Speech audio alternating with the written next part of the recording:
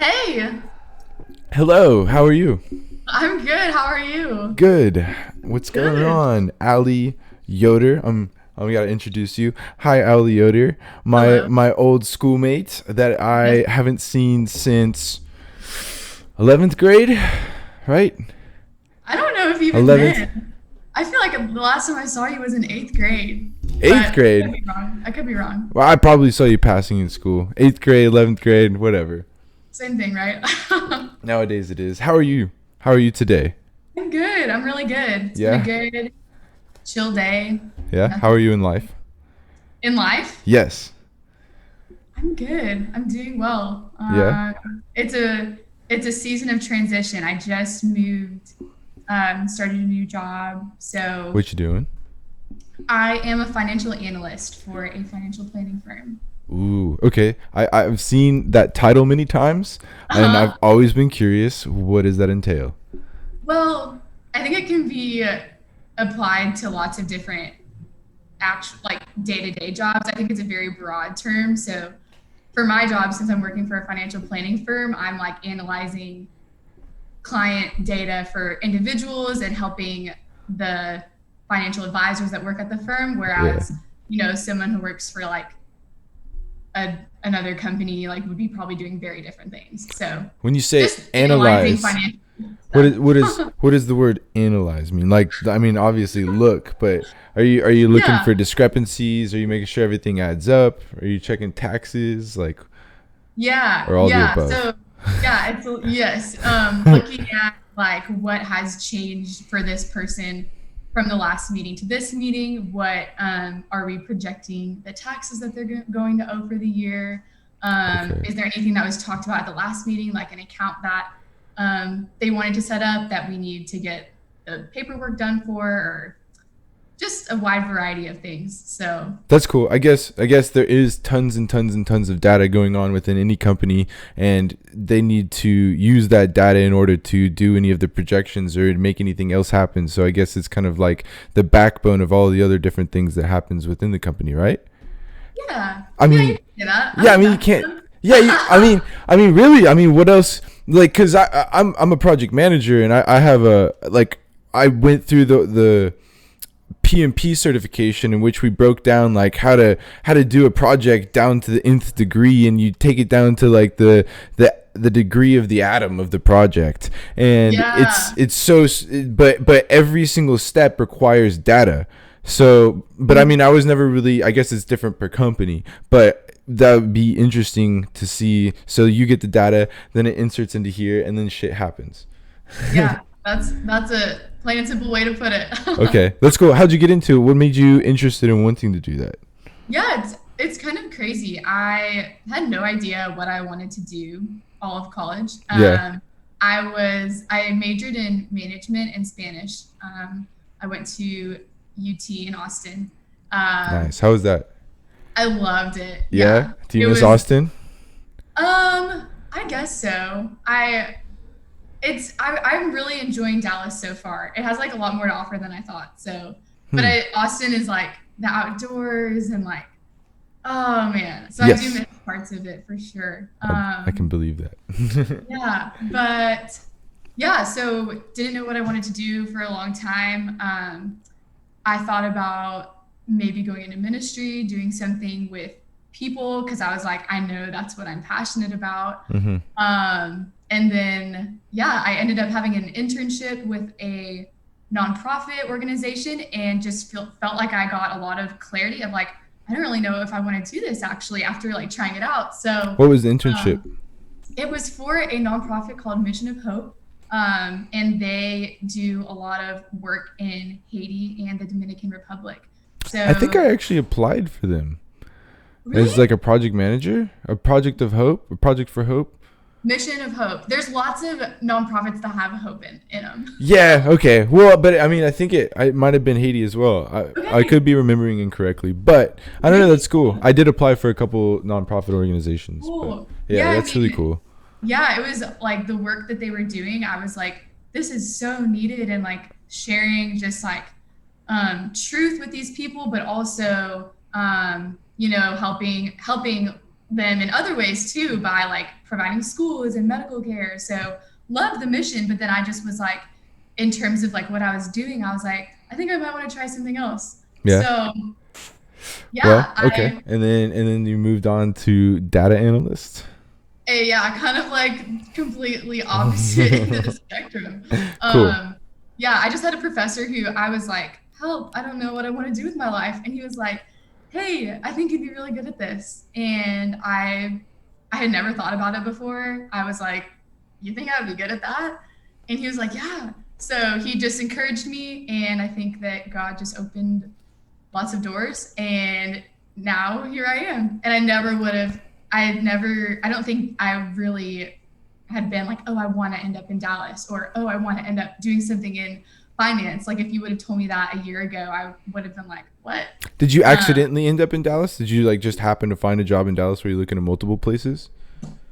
So crazy enough, I thought about being a teacher first. Me This is all too. my senior. You did too? Yeah, but then I looked at the paycheck and I was like, Uh, well, I uh, feel like you'd be a good teacher. thank you. I appreciate that. Yeah, I mean, but that's what I'm doing. you're That so right. that's You're yeah. teaching. See, I was like, what? I want to be a teacher, but I want to make a lot of money doing it. Internet. Yes, yes. Yes. Yeah, you're so right. Right. Yeah, totally. But yeah, I just ended up applying for this program.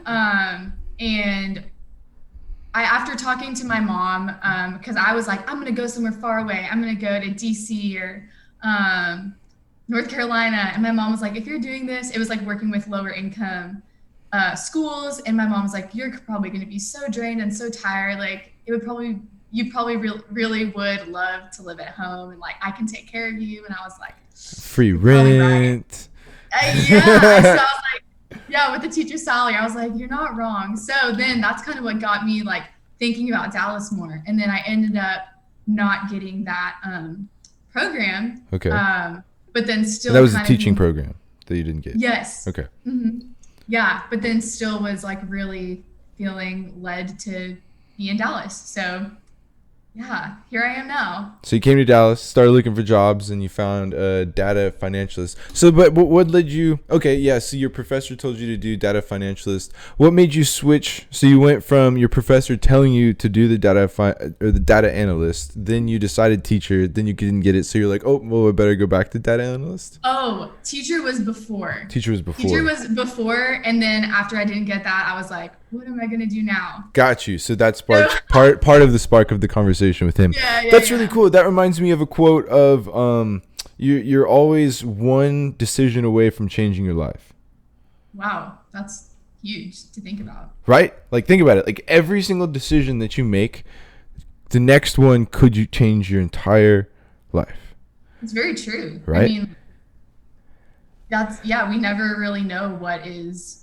Like what's behind a door. Yeah, I mean I've had a couple crazy instances. I wish I didn't just draw a blank mind when I was thinking, but like I've had a couple instances lately of where you just, man, I just had a train wreck of thought there. Oh, that happens to me every day. Yes. And it makes me so mad. It happens all the time, and I'm doing so many different things. Like I'm working, and I'm doing Instagram, and I'm doing this, and I'm doing a bunch of other things. And I had 2 different repair guys come over to my house today. I was like, So much going on up there. yes, Oh, that's a lot of balance. there is a lot. Yeah, it takes a lot of balance. It's crazy. But I think schedule, repetition, it all fits in there. And I've also been learning lately to just kind of to know that everything will get done as it should be done when it should be done, and I will do my best every second of every day, and there's no need to like add on the stress of worrying about like, oh, am I gonna get this done? Oh, am I gonna get this done? Oh, this got delayed here, or oh, this shit went down, or oh, now I have to do this here. It's more of like, okay, this has to get done. I have this much time. It's gonna happen. Let's just do our best and chill and rock through whatever happens. Yeah, it's like worrying doesn't add any more time to your day at all. Yeah, you can spend a lot of time and lose a lot of time worrying. So what I would love to hear. So you're in Arizona now. Yeah, I'm in Phoenix. And You're in I'm Phoenix. straight up in the desert. I've never been to Phoenix. It's pretty cool. Um, It's pretty beautiful. I wouldn't vacation here.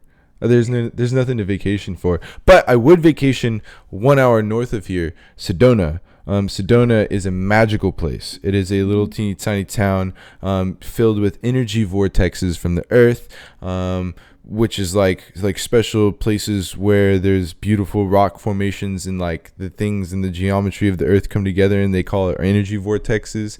They've got this thing called Cathedral Rock, Bell Rock, just like the most beautiful red rock scenery you've ever seen. And then you drive like an hour or two more, and then you're at the Grand Canyon. So you got those two things there for you.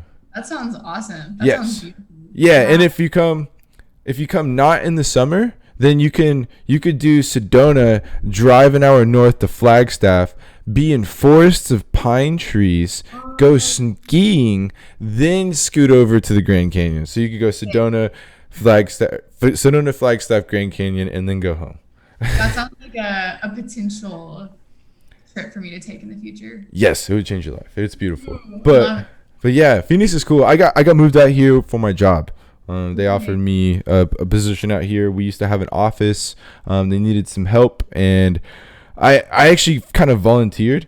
I was I was about to finish college. I did online college, and I was about to finish, and I was like, man, I gotta leave Dallas. I just gotta leave. I don't know how. I don't know where, but I need to leave. And I like started working in Dallas, but remotely in California and Phoenix from Dallas. And then the boss that lived in California at the time came to visit Dallas. And we had a conversation, and I was like, yo, if you ever need anybody to move, You're I'm just your guy. yeah, yeah. Right. It was one decision away from changing my entire life. Right? It was that one decision of throwing that one sentence out there of like, hey, if you need somebody to move, I'm your guy. And she was like, really? And I was like, yeah. And so she's like, you know what? I'm gonna talk to the big boss, and I'll let you know.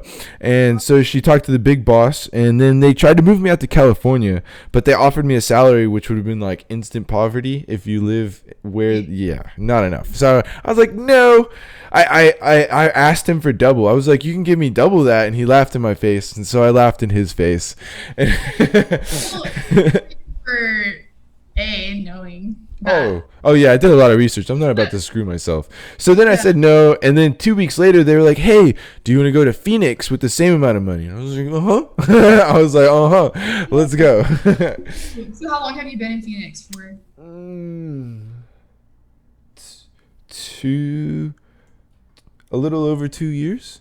Okay. Yeah, a little over 2 years since April of 2018. Okay. Yeah, Cool. yeah. Yeah, that's a big change.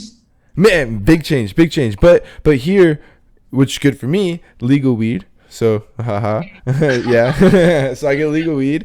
So I don't have to worry about getting arrested all the time for doing what I'm gonna do. And then, That's nice. right, it's beautiful. I got pulled over one time, and he was like, "Do you have a medical card?" And I was like, "In fact, I do, sir. Here you go." And he was like, "Great, thank you. You have a good night." And I was like, "You have a good night too." Yes, it was amazing. And Dallas is flat, right? No mountains. I can see a mountain from my front porch. Love the mountain. Yes, like the sun rises right over the mountain every morning. I just go out and stand on my driveway, sipping a cup of coffee, looking at the sunrise over a fucking mountain, and then I can go hike like 3 different mountains within 30 minutes. That's awesome. Yeah. Wow. Yeah. Yeah. That's like a dream. Yeah, it's beautiful. It's worth the heat. And so, like, have you ever been in a dry heat, like a really bad dry heat before? I mean, I feel like Texas is so humid. Yes, that's my point. See, when I moved here, and then I went back to Texas, I had the experience of realizing that I had lived in hell my whole life. It sucks. It's like walking through a wet blanket in Texas. Here, it can be like 72, 75 in Texas. You're kind of sweating a little bit, right? You're a little moist. Here, Yeah. 75, 72, you're a little chilly. It's perfect. It's nice, breezy, excellent. Nice. Oh man. Yeah, you just got to get used to the 120s. Oh, But no. it's only like 2 or 3 weeks. It's okay. It's okay. But and it's also the desert, so at night it cools down. It So it's cools only, down. yeah. So it's hot from 12 to 6. Okay. 12 to 6, and it's really hot. And it's weird. It's funny because I've noticed that all of the things that we do in the middle of the day outside in Texas and Dallas, they do it really early in the morning or like really late at night here. They're like the people or like they'll go shopping at like outside shopping centers like early in the morning. It's Got funny. it. That's funny. Man. But Phoenix is cool, and the music scene here is really cool. The music scene here is really cool. The only thing that I have to say against it is there must be some very strange like city laws around big concerts and big concert venues because there's how do you go to concerts at all? Haven't been in a while, Well, but yes, none of us have. But in Dallas, there's tons of like huge venues, like yes, gigantic venues yes, everywhere, and they're yes. all privately owned, different, and really unique. Here, there's one. There's one fucking venue, and it's not in the city limits. It's actually like there's a couple in like surrounding the area. There are Native American reserves. Oh, okay, yeah, And yeah. so like how we go in Dallas, we go to Choctaw to gamble. Here we go to whatever to rave and party. And it's very like they have this one little warehouse called the Rawhide Event Center, and every single big event I've ever been to is in the same fucking spot. Everything there. That's so interesting. Yeah, I've spent the last 2 New Year's Eves standing in like the same place. Wow. Yeah, there must be something. Something. That's so Yeah, great. I mean, if all the big events are happening right there and it's outside the city and there's no other places to have it, but there's a lot of really cool small little intimate clubs. Okay, that's cool. Yeah. And the people are way nicer. The people are way prettier. The way people are way prettier here because they're getting so much more vitamin D from the sun. Okay. That's just that's just a hypothesis that Hey, I. maybe I'll have to see for myself. You know, Phoenix is cool, man. Phoenix is cool. Maybe it is worth the fucking vacation. I'm talking it up so much. I don't know. I don't really have any desire to go back to Dallas. Wow. Hey, yeah. We'll see if maybe I'll venture out one day. I don't know, but there is something to be said about living with your family. Oh Like, yeah. I was with my family from like March up until like a month ago and just moved into my own place. So nice, that's congratulations. thank you. So it's been awesome, but great to have them close by. But I feel like while you're young and you can, like, why not get out, travel, try somewhere new? Like, Yeah, that's the goal. I want. I don't know what I want. I want so many different things, and that's another one of the things that I've been trying to learn lately is not trying to plan the future that's super uncertain and really far away. It's just like, like it would be cool to buy a school bus and just kind of go. It would be cool to like sell everything and go to a bunch of hostels. It would be cool to like, go work on a coffee farm in Hawaii for free room and board. okay, You can do a bunch of these things, yeah, or I could go, set up the same exact situation that I got in a different state super stably. There's so many different options, but or actually I've been thinking about moving, like, even though I don't want to, like, moving back to Dallas and like being with my grandma because, well, she's my grandma. Take care of my grandma, that'd be cool. But free room and board, just like you said.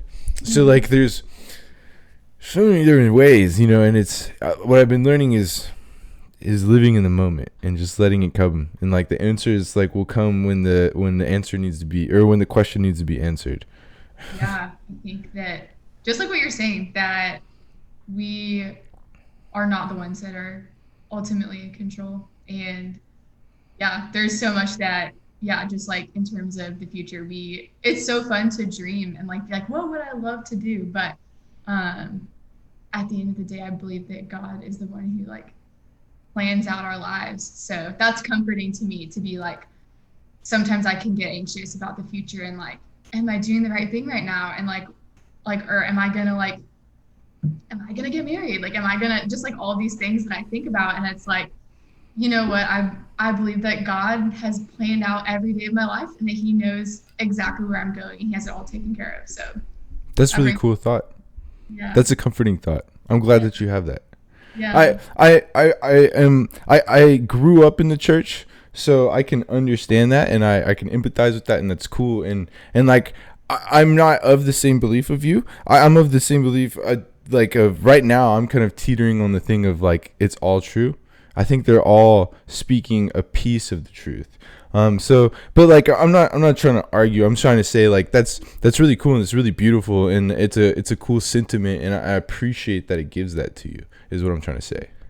Yeah. What was that like for you? Like growing up in the church? Like, what do you equate that with? Hell, Man. yeah, it was not Um, fun. Being forced to do stuff. I don't want to do something I don't want to do. It's not mm, fun. And then to like it, I don't know. It just I've never unpacked that. I don't know. It was weird. It was strange. Like I know it gave me lots of anger. Probably anger that I haven't dealt with all the way yet. Um, because my father was my Sunday school teacher. So he's pulling me out of bed, pushing me, and then teaching me in a class. And I'm like, all right, dude, like, I don't want any of this. Why are you waking me up on Sunday morning? And then, you know, as you probably saw, maybe heard rumors, I don't know if you knew anything about it, but I was obviously fucking rebellious as shit when we were younger. Doing lots of crazy things. And so that rebellious nature led me to question everything. And then within questioning everything, I read other, like, I had never even thought about venturing out to learn other things or the pursuit of knowledge or the pursuit of wisdom or the pursuit of just spirituality. yeah. And I started like learning all of these different things. And I was like it just, for the longest time, I shunned it with great effort. I shunned it with great effort of trying to shut it out as much as possible. Just like I don't want that in my life. I don't want to hear about it. I don't want to talk about it. I don't want to none of that. But as I grow into that learning of knowledge and spirituality, well, I guess I didn't finish my first thought. So in the beginning of the learning of this spirituality, I kind of came to the conclusion with the evidence that I was presented that this can't be the only thing. It's not fucking possible in my brain. Which was what that's what I was thinking then, and I was like, it's not fucking possible. It just doesn't make any sense with all the evidence that I've had. And now as I grow into it, I'm kind of starting to lean towards, like it probably was true, but there's probably tons of other things that are also true that are trying to point you towards the same type of relationship with God. Like I think there's just different names, different words, and different ways of expressing that. And I can say that I believe that Jesus came down, he died, and he fucking saved our sins, and the whole thing happened. But then if you take that as that's the only thing that happened, that's the only truth, then that means that 99.99% of every single human who ever lived on the face of this earth is going to burn in hell. And that's crazy. That's crazy. And like 90% of them probably have never even heard of the name Jesus. So like I don't understand how we can expect that to be the only singular path to to heaven or whatever you want it to be. Yeah, no, all of everything you're saying, I can so just see your reasoning. And I think just from what I believe is that Jesus being the one to save us and the one to give us a relationship with God is the only way. Because Yes. every other where place you look, and for me, I grew up in the church and was like, yeah, I believe. But the thing is that God doesn't, like, even what you said, He doesn't want me to do all of these things. And the problem is that and I've been listening to your podcast and even just like how you talk about like doing like the best you can that you could with the tools at the time. It's like, even when we're doing that, like we do some pretty messed up and bad things sometimes. You know what I Yeah, mean? yeah, and that's the whole point of it. That's the Yeah. whole point of it. Yeah. And I think So that's why all of the brokenness and like even like what we got to like chat about a little bit before of just like the brokenness, it's like that's us just like rebelling against God, and we need to be saved. So in all these other places, and even for myself, I would have called myself a Christian, and I was like, I'll go to church, I'll like abide by these rules and like hope that people see me as a great person on the outside. Mm-hmm. But in reality, I didn't I didn't really believe, because when you really believe that Jesus saved you, it's like if someone, and this is like on a much smaller scale, but if someone like had you at gunpoint and then someone came up and pulled the gun away and took the blame for you, like you would be like, oh my gosh, like I've got to, something's going to change. Yeah. So, yeah, I don't know what your thoughts are on that, but my life has been changed by Jesus and the gospel. And I'd love to like share more, just like hear more of like what your perceptions are. That's really cool. I mean, I like at the end of the day, what my message is whatever works. So like whatever the fuck works for you, and because my message, my thing is an earthly thing, you know. I'm we are getting into like speaking of what happens like after we die and shit, and the fundamentals of what it means to be human. And I'm gonna come back to it, and I would love to give some more input on my insight, but I just wanted to clarify for anybody who's listening that like my message and my platform is singularly for the message of developing your internal self on an earthly level. So that's self-discipline, that's hard work, that's 110% undivided attention in everything that you do on this planet in your life. And so that's all I'm ever advocating for. And I just want to make sure that none of my opinions on this or anything that I'm trying to advocate towards anybody else, this is just a cool discussion. So with that being said, towards my opinions on that, like I don't, I think my opinion probably stops at like, I'm really happy for you. You know, I don't believe at this point in time that I have enough accumulated knowledge or wisdom or research behind any of my thoughts to have any more of an opinion of, I think, what I have said so far on religion. Because like, for instance, like I still haven't fucking read the Bible yet. I've read parts of it. I know most of the stories. I know the journey. Like I know the gist. Like I know most of it. I've seen all the documentaries, all that stuff. But I've never actually sat down and read the Bible. I would like to do that. I would like to read the Quran. I would like to read, whatever Jewish people use. Probably is it the Old Testament or the New Testament? They threw one of them out. They threw one of them out.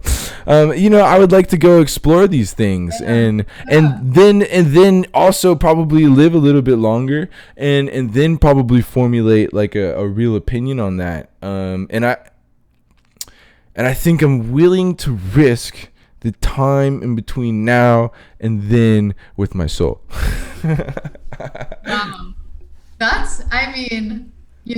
We just don't even know like what we were talking about. We don't know how much time we have. Exactly. And so it's a crazy thought, but like I'm so unsure. There's no way.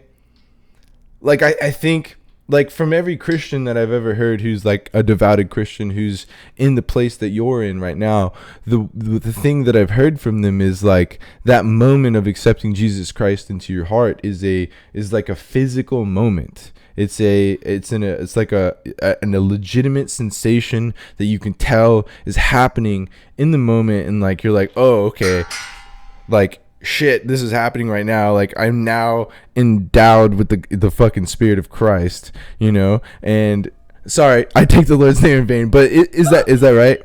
No, that's the reason I did that, was because I don't think that's necessarily always true. Okay. Like, well, yeah, I mean, I know it's a generalization, but I mean, I think it can be, maybe not in the moment, but I think as a person who probably walks around with that, there's probably a sensation within that like lives with you. Okay, yes. I thought when you were talking, I think, anyway, that's like a whole other kind of topic of like, Well, it could be either or. It could be like that sensation of like a fucking movie where you're sitting there and like Spirit of Jesus coming into you. And you're like, oh yeah, I feel it, great. I don't even know so much like a sensation, but it's like a firm foundation and like a hope. You know what I Yeah. mean? As much as like, I don't know the rest of my life on this earth, what it's going to look like I can know that I'm going to be with God forever and ever in the life to come. Yeah.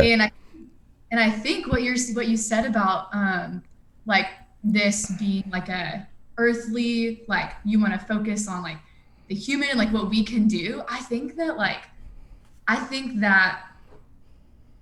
Christianity is very intertwined with like a lot of the things you're even talking about. Like even in like the Bible, we can see that it says that your body is a temple and that you need to take care of it. And it Yes. says that physical discipline is of some value. And like, I think those are things that like I don't prioritize all the time, but it's like, it's all cohesive. So anyway, I would just encourage you to, yeah, read it.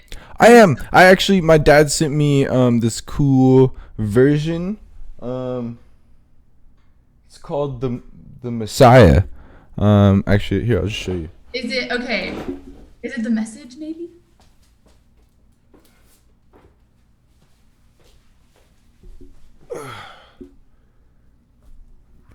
My dad just got me this version. Okay. Immersive Messiah.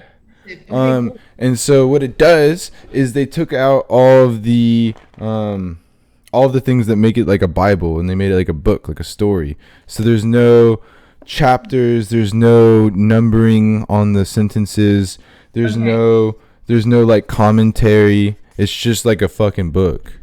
It's That's like pretty cool. it's written like a story.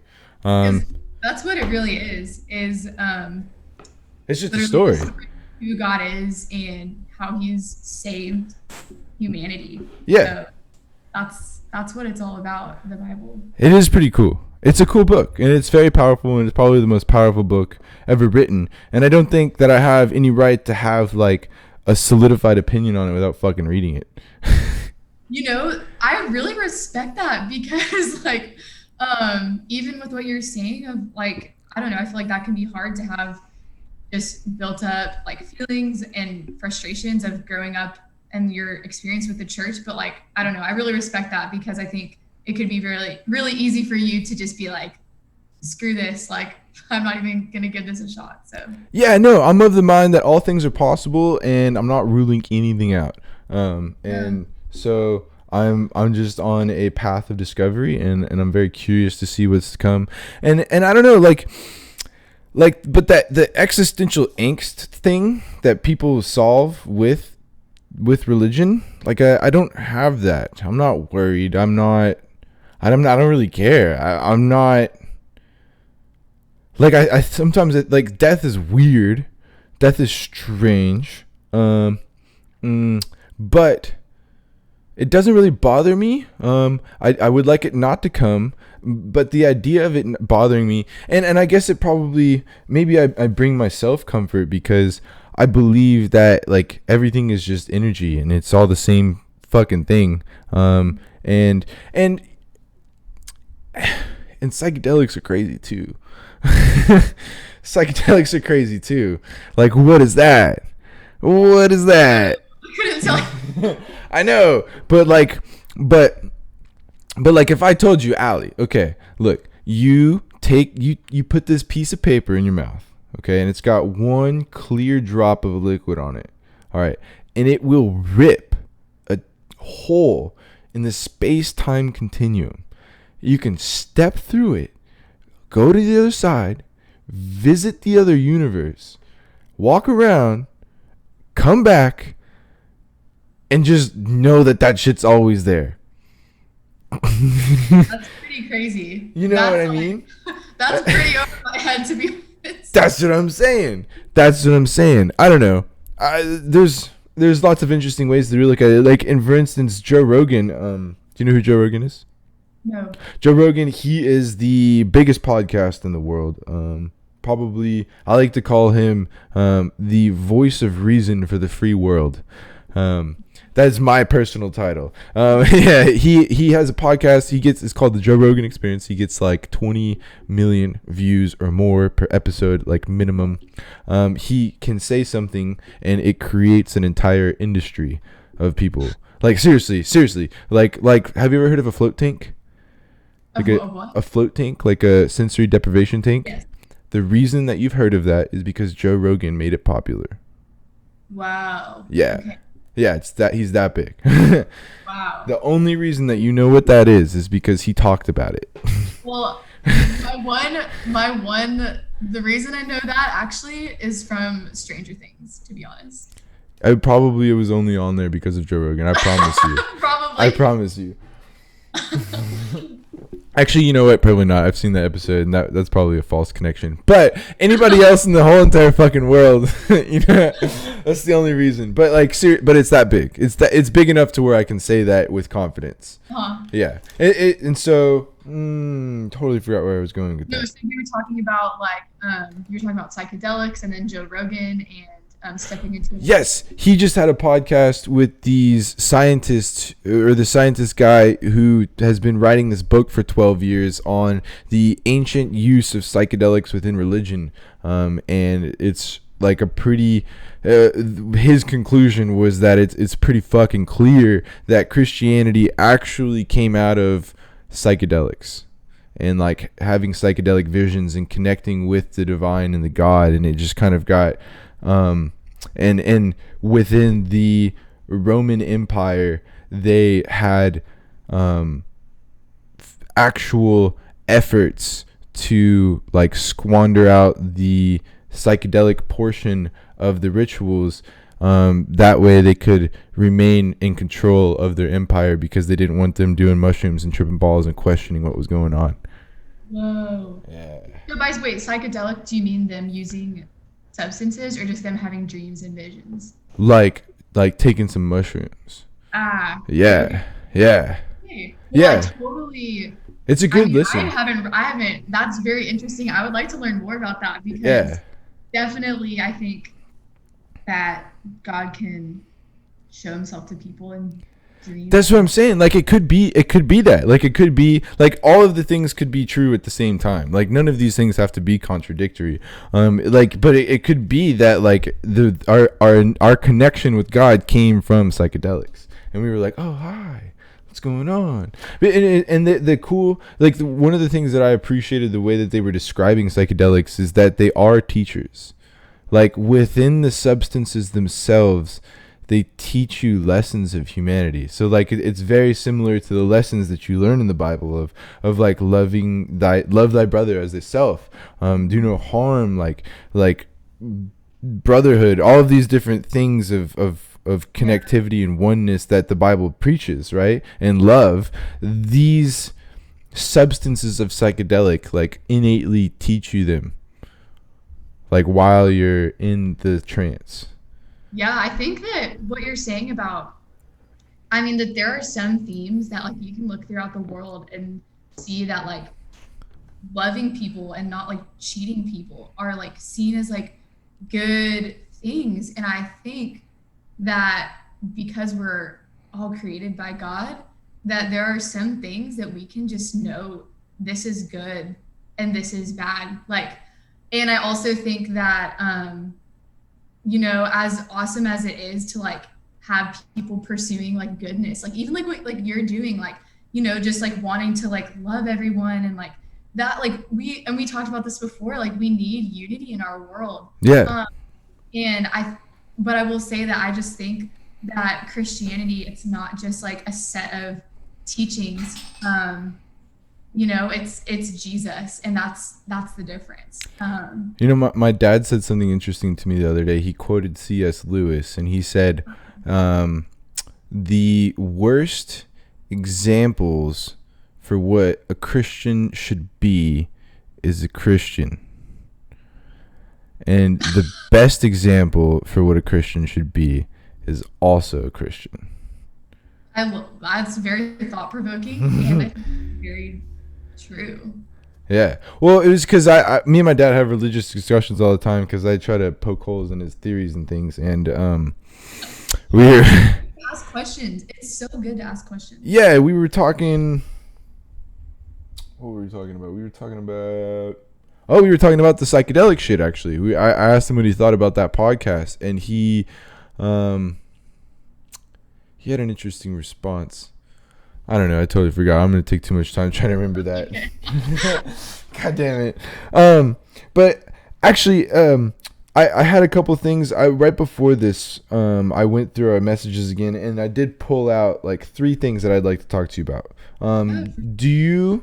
Did I interpret it incorrectly? Do you have any experience with meditation, or were you just asking me about it?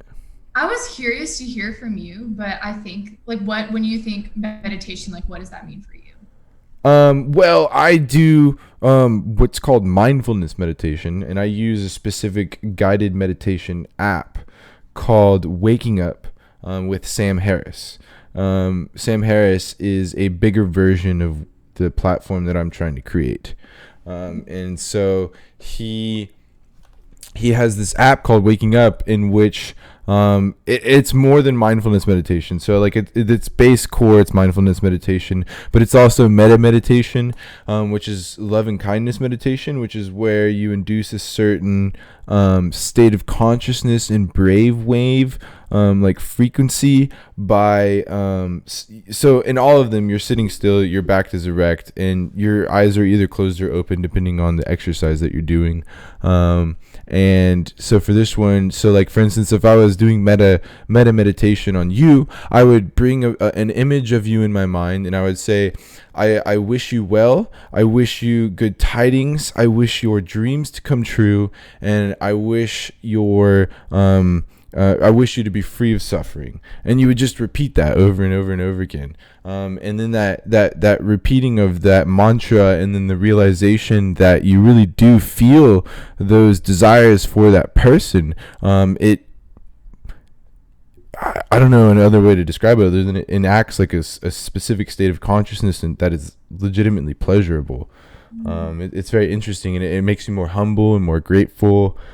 And then it has mindfulness meditation where you practice like just watching your mind, because like how often do you actually watch your thoughts like as they're happening? Like, can you catch a thought as it's happening and decide whether it's a good or bad thought to let go to the world?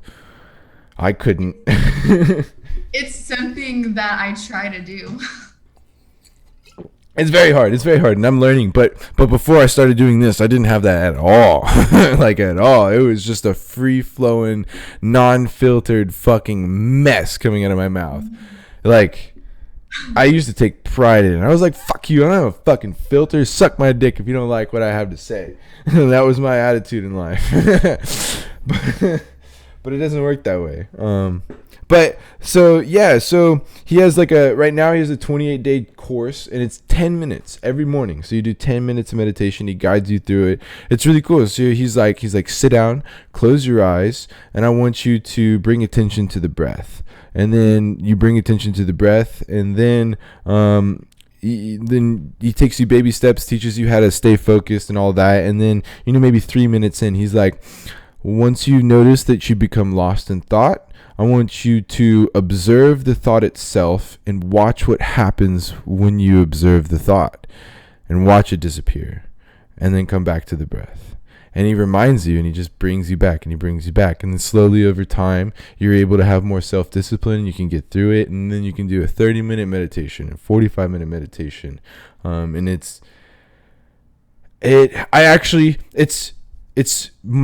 I've been saying lately, mindfulness is a superpower. And that's what I've been saying lately. And meditation it's I don't know, it's the fabric of the all of my change. Like mindfulness and gratitude. Mindfulness and gratitude are the two things that are propelling, fueling, and driving like most of the change and positivity, the things that are happening in my life. And I actually developed this thing like on like that I'm about to do on one of my posts. I'm going to make a post that's like marketing titled.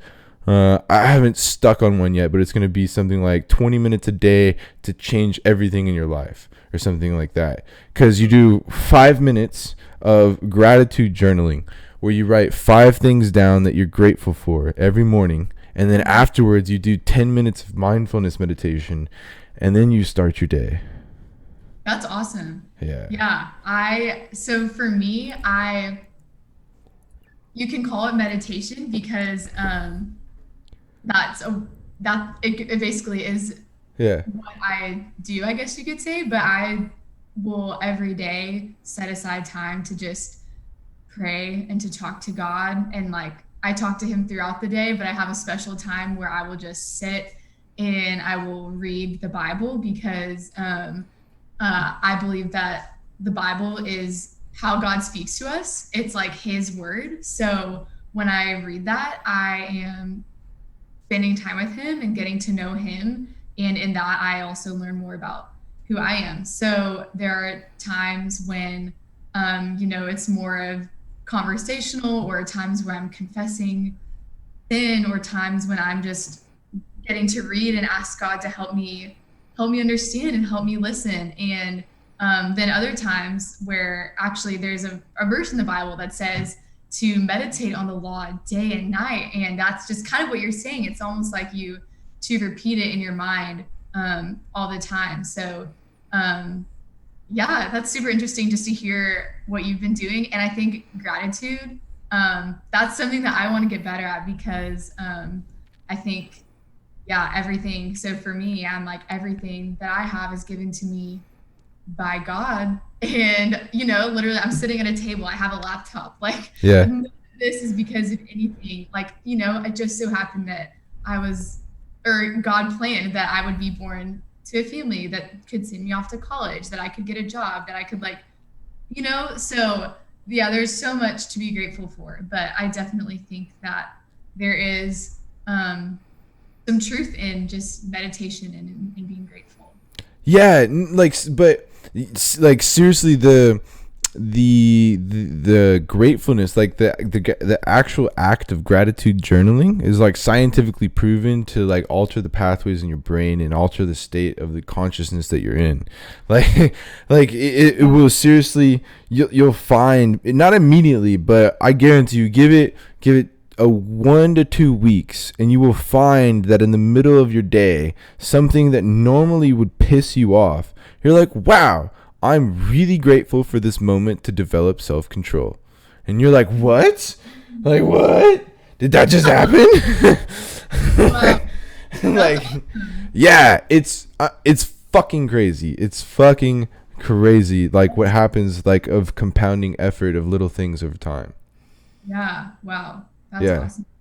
Yeah. I also was curious. I wanted to talk to you. So journaling is a big thing. I'm trying to promote journaling to people. I think that's a powerful tool, and I think everybody needs to get into it, or at least dabble into it, or try it occasionally, or try it once, try it for the first time. But everybody should journal. And so everybody that I find that does journal, I would like to hear your personal experience about that.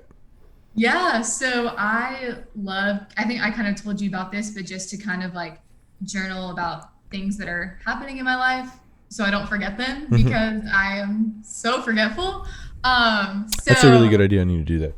Yeah. Yeah, if you had maybe if you made a log at the end of every day that like the cool things that happen, like if anything eventful happened, then you could like, wow, that could be a really useful tool. Yeah. So I didn't do it every day, but I had the opportunity to study abroad 2 summers ago in Spain. Oh. My friend was studying abroad in Prague, or I can't remember, but we both made a journal and we wrote down every day what we did. I didn't get every day, but just like to remember. And I think I'm also like a really sentimental person. So like if someone writes me, I have cards that people have given me since like middle school. Like I love those things. Trust me, I But know.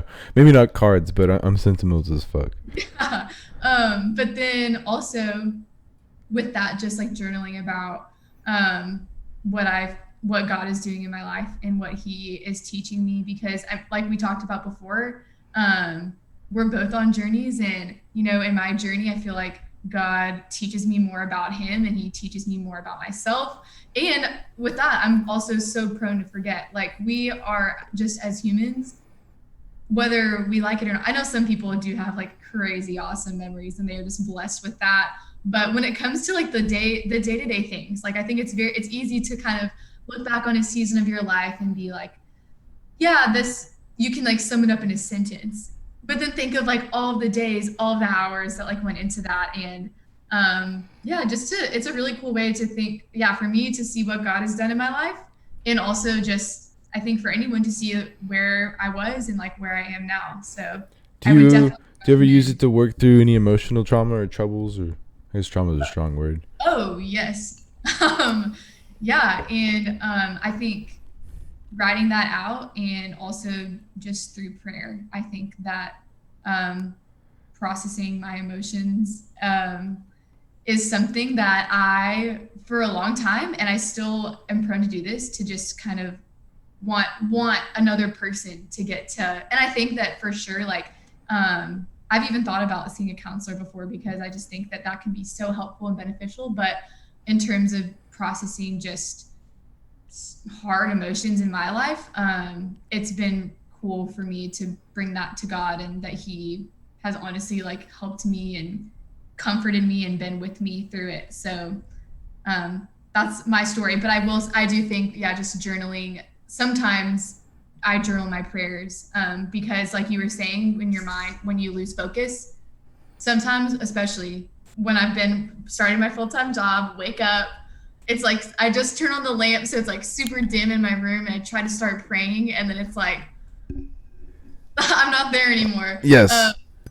So I think journaling can also, yeah, just help you focus and um, focus your thoughts and process things. So huge advocate of journaling. Beautiful. That's what we need to hear, and Yeah. that's what we need to advocate. I think a big part of also what I'm doing is trying to untaboo all the different taboos that are like super helpful and normal and regular in everyday life. Yes, I love Yeah, that. yeah. Yeah. There's a lot of different things. Like for instance, I was talking to like a mom of some kids. She's 49. She's a dermatologist for 15 years, and like we had so I listened to it. yeah. What'd you Yeah. think? Oh, awesome. Yeah, she seems just so successful and smart, and like I was listening the whole time. So Beautiful. Thank you. I appreciate your time. yeah. That's really cool. Yeah, she was really cool. But like for instance, to get on there and meet a woman that I've never met before, and like there was parts where we were talking about sex or something else like that, and it's just like Yeah. in any other situation in life, that would be very strange, or it would at least feel weird internally, whether or not that it was happening in real life. Yeah. And I just. I don't know. I think I'm drawing inspiration and desire to do that specific thing because I've done that with my mom. Like me and my mom and my brother, Yeah. we talk the way that kids talk when they're together. So like they're all bars, no bars. There's nothing taboo. Like she told me the other day that she was at a bar and some guy, like some young ass kid, came up to her. Like she's like 55, and she was like some young ass kid came up to her and like was like flirting on her, and then they were dancing together, and she said, "Hey, I need to go to the bathroom," and he was like, "Here, I'll take you to the bathroom." Grabbed her hand, took her to the hallway where the bathroom was, and as soon as they turned into the hallway, like slammed her up against the wall and just kissed the shit out of her. And I was like, "Wow, mom, thank you for telling me that. I appreciate it. Thank That's you so really much." awesome that you guys can just be honest and vulnerable, because I think that's not super common in a lot of families. Exactly. Yes, it's not common, and it's new for us too, and it still feels a little strange sometimes. But at the end of the day, once we have that conversation, or I share something that would feel really strange to share that with her. It's a cool thing at the end of it. And then, and then when I have like a conversation with my best friend in the world, and I tell him something that I was thinking in my head before I let it out to him, like, you know what, I probably am never going to tell anybody else. Like, I'm going to keep this to myself for the rest of my life. And I tell him, and he's like, oh, cool, how was that? And I was like, wow. No judgment, no love, all love, like understanding, like, okay, wow, interesting. And I was like, okay. And then that just like openness and acceptance and just 100% lack of judgment Yeah. when you hear something from somebody else and what they've done. It's just like, cool, great. How was it? Did you have fun? Yeah, no, but to have people that will just love you and yeah, not like It's a that you beautiful just really thing. gonna share. Yeah, that's Yeah. like so awesome. I'm so glad that you have that. Thank you. I appreciate it. Yeah, and I want to transfer that. I want to transfer that to this. I want to transfer that to every Yeah. conversation that I ever have in my life. And I don't give a fuck anymore. Like, every single day, I give a shit less what other people think. And and I used to be this way, but in a bad way. I used to do it as like a self-defense mechanism because I was insecure with myself and I was trying to put up blockers by being fucking crazy and outlandish and doing some stupid things. But now I'm being crazy and outlandish and doing stupid things because I fucking want to. I love it. I don't care what you think, and there's no judgment. Like, I don't care. Like, for instance, I'm about to get on a motorcycle in a fucking gi. You know what a gi is? Like a like a Oh, ninja outfit. wait. A ninja outfit. Oh, Like a taekwondo, karate, okay. like one of those outfits. You know those. Yeah, where you have the cool belt. I'm about to get on a fucking motorcycle and drive down the city with those, with my fucking ankles hanging out, wearing Toms. Like, I don't care. I don't care. I'm gonna do what's comfortable and easy for me, and like, I'm just gonna do me.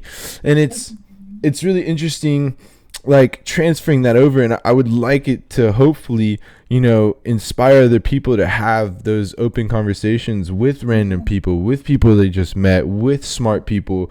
Because, like, especially like when I interview like her, a doctor, or I have another podcast with a health coach, a life coach who's like pretty fucking famous. Like, you ask the weird, awkward questions, or you like, if you don't understand something that they said that they just assumed you would know the vocabulary, you're just like, hey, what is that? I don't understand. Like, can you explain further? And it's just that, like, openness and ultimate curiosity, and you have to know that, like, people will only respect you more and appreciate you more for speaking up when you don't understand or you don't know something in order to learn more. Oh yeah, totally. And like we talked about this a little bit, just that like we are all, I believe, created in the image of God, but you talked about how that's what I believe to be true. And because of that, like we're just much more similar than we think oftentimes. And I actually was thinking about that when I was listening to your podcast with her, because I don't know if when you introduced her or if I looked her up and I was like, wow, she went to Cornell. Like, wow, she had all these things. And it was just like a candid, like very honest conversation. And I think that we need to remember that. And whether that's with like people that are older or people who are homeless or people who are just from very different backgrounds, like to remember that we're all created in the image of God, and that we have that in common, at least. Yeah, and my version of that saying is that we're all one. It's like all the same thing. Mm-hmm. Like, we're all made of fucking space dust, man. We're all made of space dust, and we're all gonna be compost. It's all good. I do believe we'll go back to the ground. Yeah, that's what actually, like, it was crazy. I had a crazy realization. I was looking at my compost box and I was looking at it and I was like, oh my god, like, I'm gonna be that someday. And then I was like, holy shit, I'm gonna be compost someday. And then, like, it's gonna grow into a plant, and then a cow's gonna eat it, and then another human's gonna eat that cow, and then my life force is gonna live on through that human forever in eternity. And I was like, oh, we must all be one. Wow. What do you believe in, like reincarnation, or what do you think about the life to come? I think reincarnation is a good possibility. I don't have a real opinion on it. It sounds good. Sounds Yeah. reasonable. Why not? Why not, right? I mean, like, Yeah. who the fuck knows? I don't know. But one of the other things that I want to talk about was your marathon. I'm curious since because I failed my marathon.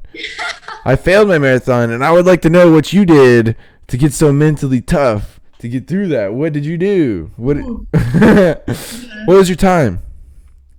Oh gosh, it wasn't good. It was right under 5 hours. You fucking finished, man. 4:58. You finished. I didn't Uh, finish. Just keep I finished. reminding yourself that. I finished. So that was my goal, was to not walk. So I was running very slowly at some points, but I never walked. Yeah.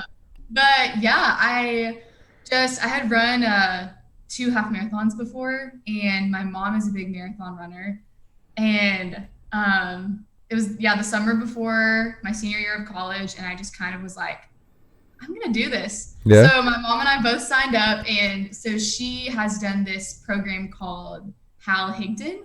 So he has different like training plans, like based on different levels. So obviously I did like the beginner, like novice one, and I think it was like 18 weeks maybe. So I started training in October, and I ran in February. And it was just, I mean, what you're saying of just like discipline.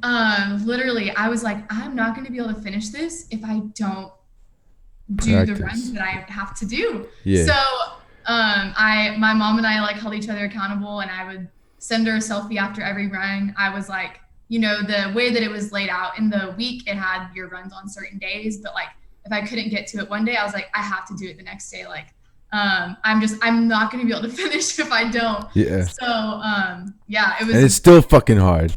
After 18 weeks of training, it's still ridiculous. Uh-huh. What was the Yeah. longest you ever ran before you ran the marathon? I ran 20 miles. 20 miles. And I was actually thinking about this because I wondered if we were going to talk about it. But I ran it in Austin, which is pretty hilly. And there's a lake in Austin that I loved doing my like longer runs at. But the lake didn't have a lot of like elevation change, really. I didn't really think much of it. I was like, I'm running 20 miles. Like, it doesn't matter like if I'm getting the elevation or not. But then when I was running the actual race, I was at mile 13, and I had run 20 miles before, but at mile 13, I was like, oh no, my quads have never hurt this bad after only running 13. And I was like, I'm doomed. Just push through though. Push through. Yeah, it's one of my, like, I think the coolest things that I've done. Like, I love when people, like, when you were going to do it, I was like rooting for you, and I hope you get to do it because. Man, see, I tried to train for 12 weeks, and I don't know what happened, man. I don't know what happened. I don't think I trained properly. You're doing so much right now. Like, I'm doing so fucking much, man. It's so hard. Like I wanted to run it again before the end of last month, but then I started doing my bulking challenge, and my legs were just dead, like just fucking noodles. And I was like, if I start running right now, I'm gonna get to mile 17 again, and I'm gonna quit, and I'm gonna be really upset, and then I'm not gonna be able to lift weights properly for the rest of this challenge. So I'm thinking I'm gonna finish this challenge, and then I don't have another physical challenge lined up after this. So I think that after I finish this bulking thing, which ends on the 19th of this month, I think I'm gonna get back into focus on the long distance running and just knock it out real quick. But the thing is I'm also I don't want to finish the marathon unless it's under 4 hours. Okay. Wait, I'm now I feel like I don't know what my time was. No. The 4 hours is fucking stupid fast. That's okay. 4 hours is stupid fast. That's like an I didn't get it in under 4. Yeah, 4 hours is like an 8:25 pace. Oh, no. Yeah. I was like in the 10s or 11s. See, that's also like, and that's what I'm unsatisfied with. So that's when I got to 17. I was like, this is about to be a 6-hour run. I was like, this is to me at that moment in time, it was unacceptable. I was like, I need to go back to the drawing board and try this again. And it's also a really good lesson in failure for me, because historically been really bad at failing, and like I almost have failed very little because of how much preparation and planning before I do things. Like but I think it's better to like fail and learn and do things and just try things and fail and fail and fail and fail. And I'm starting to learn how to fail. It's interesting. What a great, I love that, because we are not perfect people. And as much as sometimes I am guilty of thinking like, I've got it together. And this has been a really humbling season of life for me to be like, I'm in my new place, and like, who am I going to be friends with? And like, what am I doing? And like my job, like, how do I do my job? It's like, I don't have it all together. Nope. Nobody does. Yeah. So Nobody it's like, does, man. No, like the other day I had so much shit going on. Like I started doing all of the things that I'm doing right now, and then I started trying to build like a master class, like an online classroom for like how to live rent free. And then I started trying to write a book, and I got to like 13,000 words, and then I started doing this and started doing this, and then I was looking at all the things that I had to do, and I was like, I don't know. And then I just played Xbox. I was like, fuck, I'm not doing anything now. So I had to like look at it and go, okay, like what's important in life? What do I give a shit about? What am I super ultra passionate about? And what is making me excited to wake up at the beginning of every single day? And I got real with myself, and I was like, okay, writing a book, that looks like a fucking chore. Out. Right. making a class just for trying to make money and not trying to, just for the sole purpose of trying to make money. Out. All right, this out. Okay, what do I give a fuck about? I give a fuck about this podcast, and I give a fuck about Instagram and like connecting with people and providing value to people and being of service to people. And so I was like, all right, so that's what I'm going to do. Cut out everything else, and now I'm going to give 110% and undivided attention to these things. And the result has been absolutely wonderful. I've had 4 podcasts in 4 days. I've edited all of it. I've completely changed the way that I do the podcast. I've created an intro, like an intro outline. I've put an intro on a few things. I've created an outro. I put in music. I learned how to do some video editing. Like, it's good. Thank you. You're welcome. Appreciate it. Yeah, but like this is all like, and that's part of what I'm also doing. So like a big part of what I'm doing is from Gary Vee. So Gary Vee I heard, you know who Gary Vee is?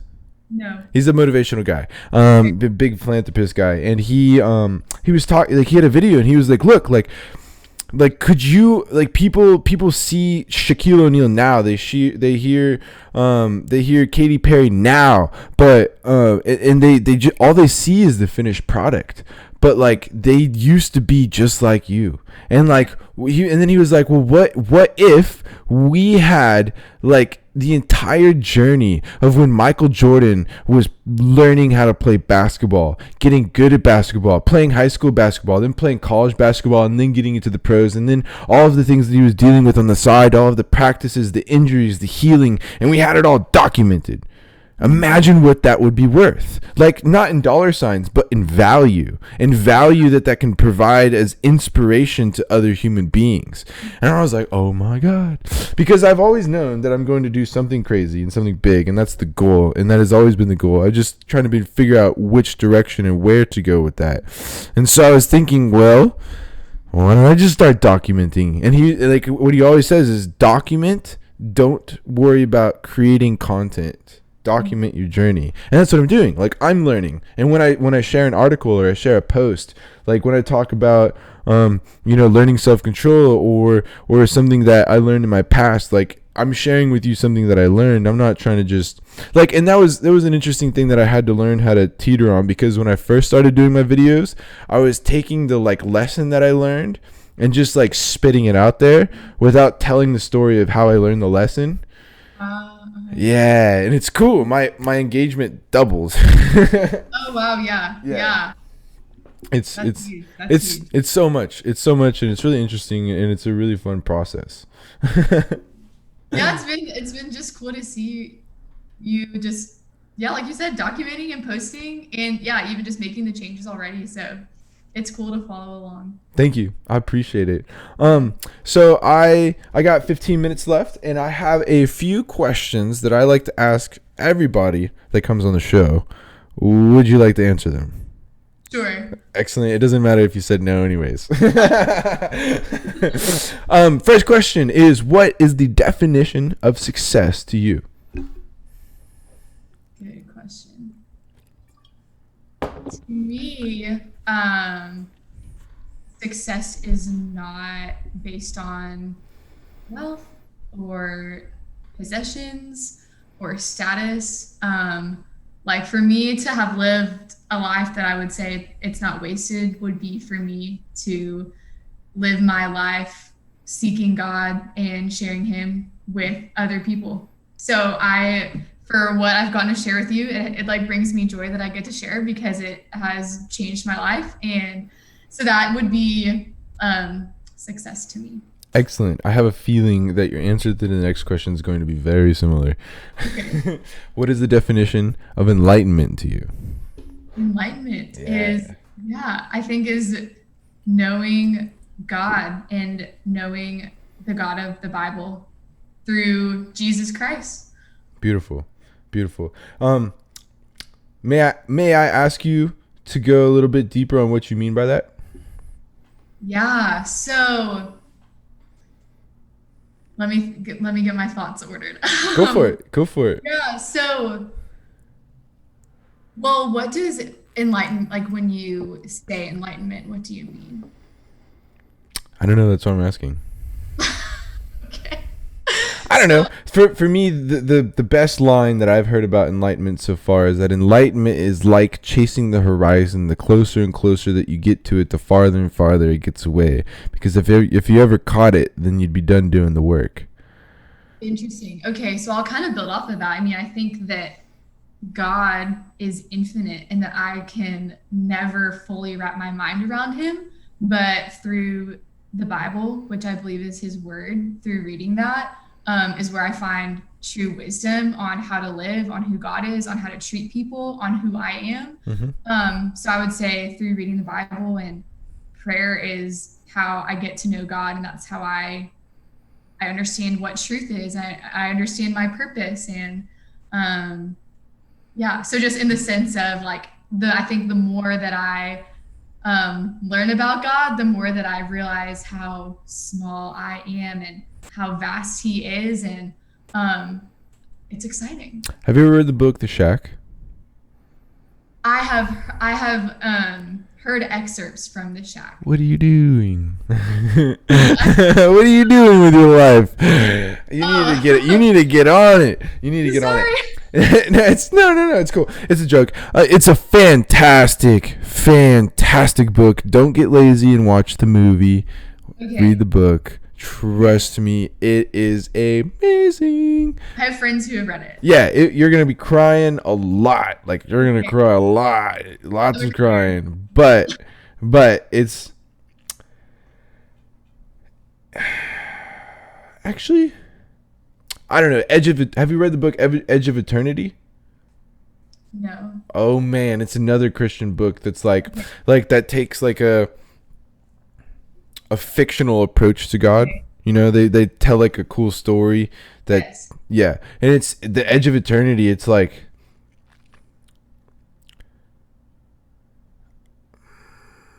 I don't even fucking know, but it's crazy, man. I think it's I haven't read it since I was in like 5th grade.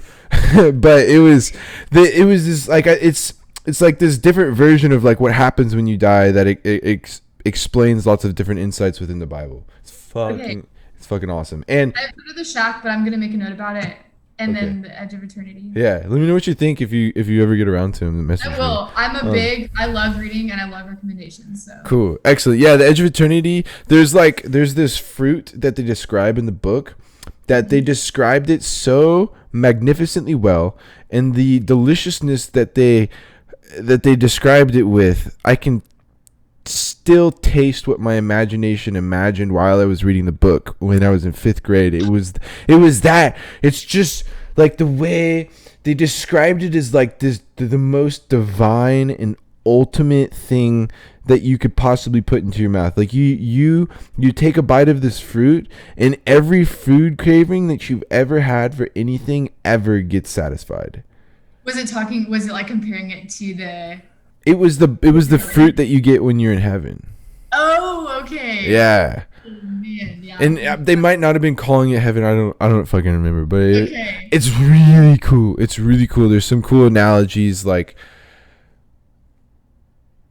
I think I would be ruining something if I told you that. So I'm not going to tell you that part. Yeah, yeah, yeah. I'll read it seriously and I'll let you Cool. know. Cool. Excellent. Okay. So, I have a feeling this is going to be also a very similar answer. What's third and final question for you? What is the number one thing that someone can do on a daily basis to change the world for the better? Yes, it is kind of the same answer again. I think just understanding who God is and accepting Jesus as your savior and committing your life to him, and just that is a daily thing. I think like what you were talking about earlier of like, yes, like I there is a specific moment when I know that I decided for real like I cannot be the one in control of my life. But from that point forward, it's not just like, okay, we're done. I'm good. I'm perfect. Like not at all. It's like um daily going to God, learning from him, surrendering my life because yeah, like we're human. We're not perfect. Yeah, I mean, everything you do takes action every single day. Yeah, super true. Yeah. That's really Yeah. cool. I appreciate your answers. Is there anything that you have to promote other than the Almighty? But feel free to promote him again. What could you reword the question maybe? Is there anything you got to promote? Like, are you trying to gain followers on Instagram? Your Instagram handle? Do you have a website? Oh, Do you have art that you're trying to sell on Etsy? Do you have a Facebook following, reading group? so nice of you to ask. Do you want somebody to join your church? What's up? Um, I actually don't. I used to have an Instagram. I don't anymore. Add me on Facebook if you want. Yeah, sorry, I don't really. No, it's cool. I was just curious. I ask everybody. I just want to make sure. Yeah, I mean, hey, if you got something to promote, that's part of what this is to help other people grow as well. Cool, excellent, Allie. I really appreciate your time. Thank you so much for being on the show. I really enjoyed this, and I really enjoyed your insight into your beliefs. It was cool. Yeah, thank you for having me. Thank you just for initiating this, and yeah, it's been a great conversation. It has. Definitely. Excellent, Allie. You have a good one. Thank you so much.